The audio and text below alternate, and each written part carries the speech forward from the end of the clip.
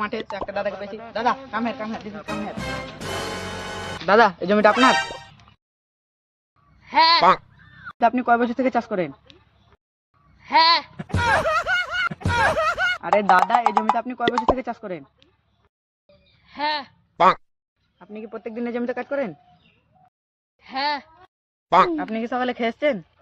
হ্যাঁ। আপনি কি বিয়ে করেছেন? হ্যাঁ। আপনার বউ কি সিঙ্গেল? হ্যাঁ। আচ্ছা, আপনাকে একটা প্রশ্ন করব। হ্যাঁ। আপনি কি পাগল না? হ্যাঁ।